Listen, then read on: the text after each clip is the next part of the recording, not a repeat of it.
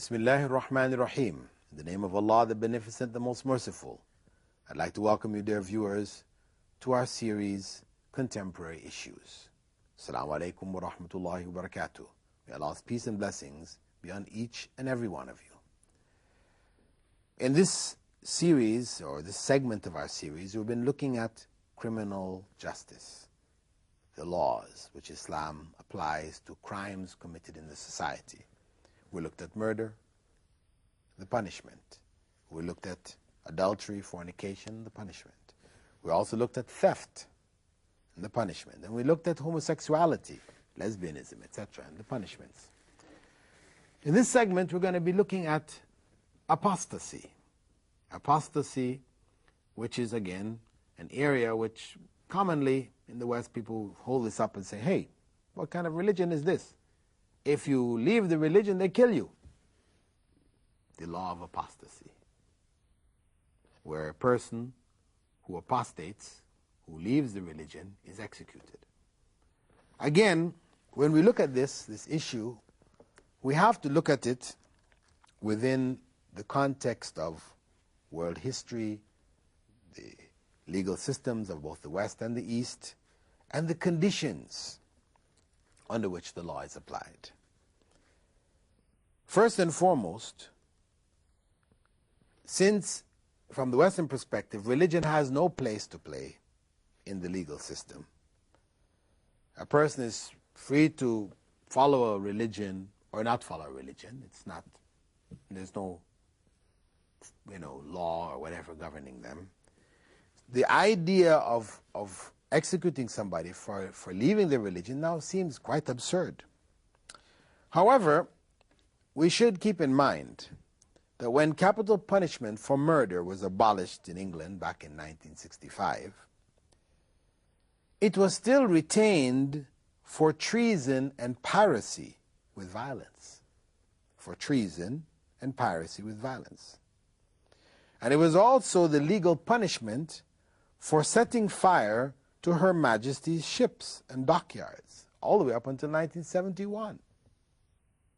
If one set fire to the ships of the Queen, you could be executed, according to law.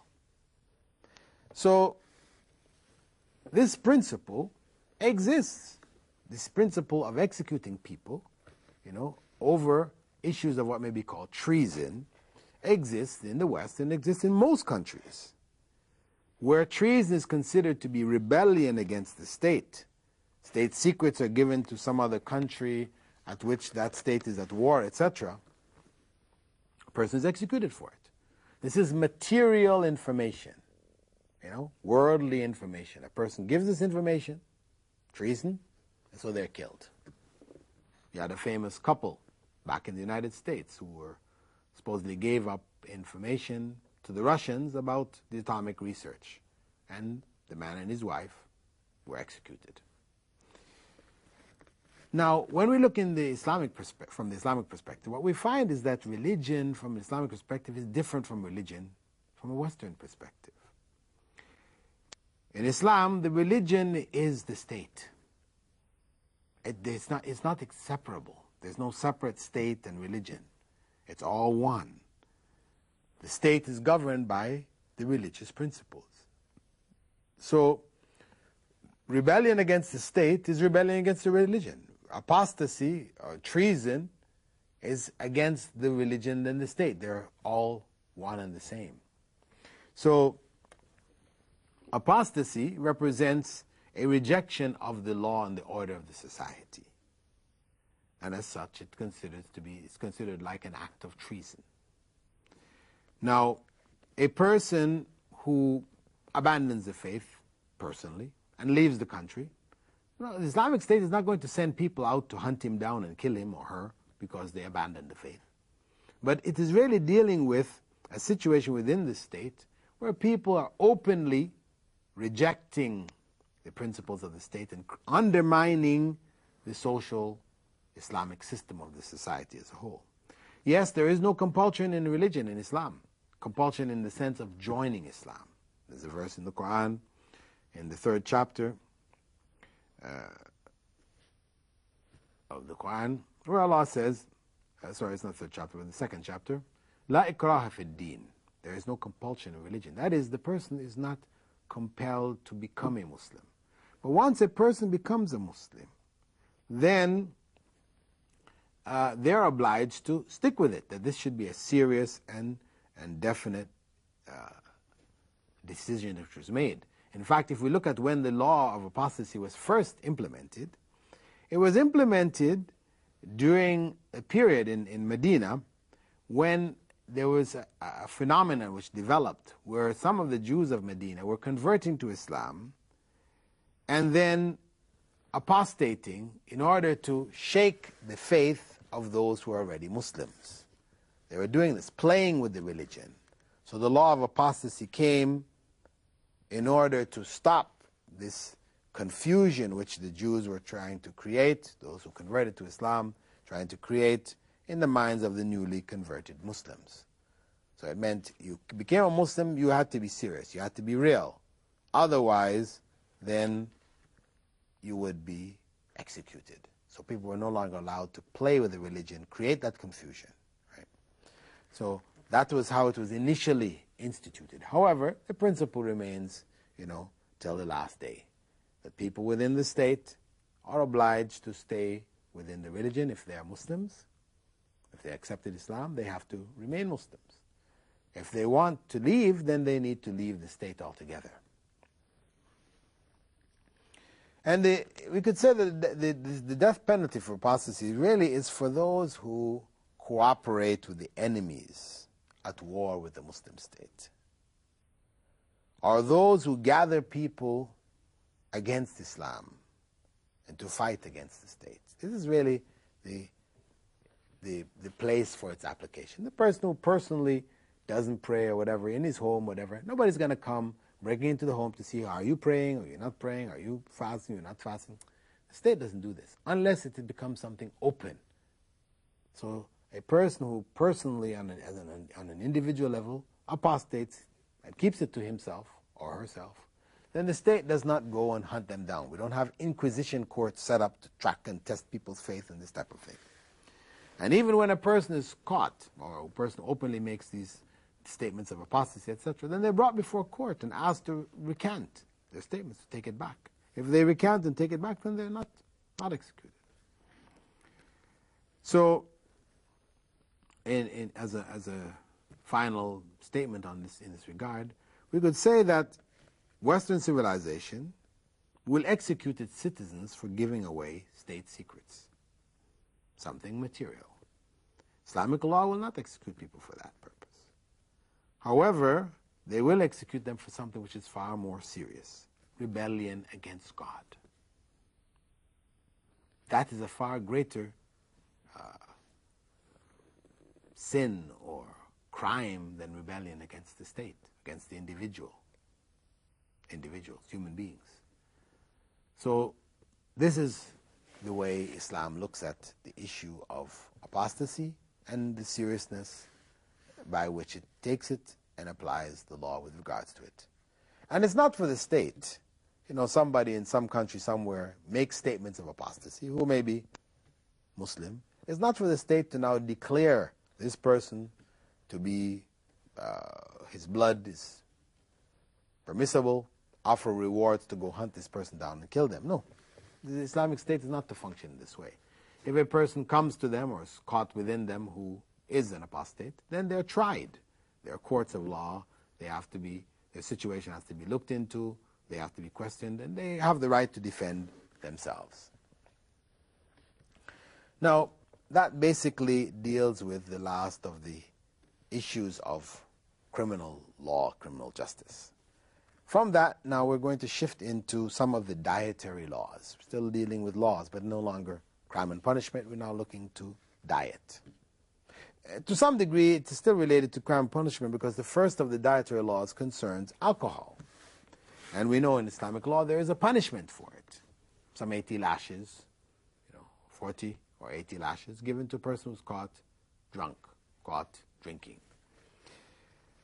Now again, of course, Western society, which has taken, drinking to be a norm, In fact, people will even argue medically, as doctors say, that you take half a glass of wine with your meal, that it helps in your digestion.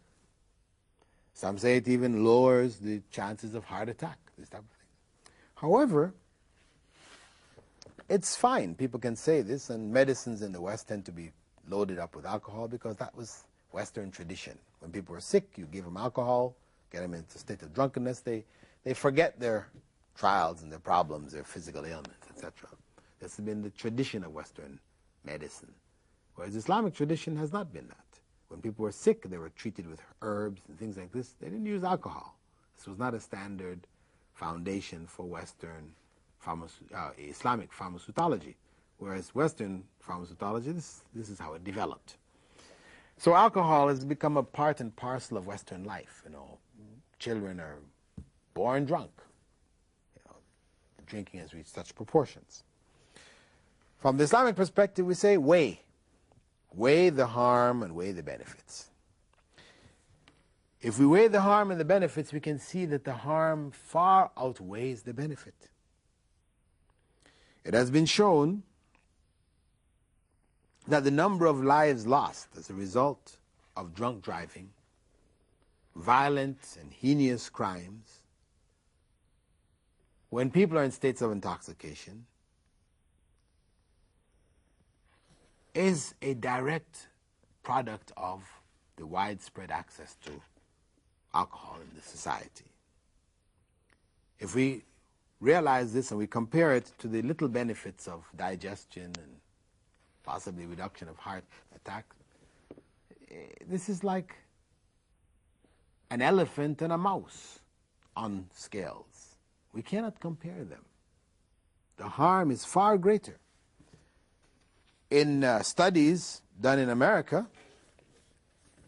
they pointed out that alcohol is involved in some 40% of the more than 50,000 annual road traffic fatalities yearly,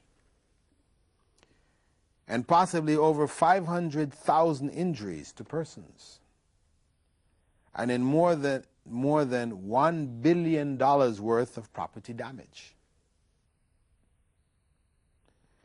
And based on published studies, Roizen summarized the percentage of violent offenders who were drinking at the time of the offense as follows: 86% of homicide offenders, 60% of sexual offenders, and up to 57% of men involved in marital violence.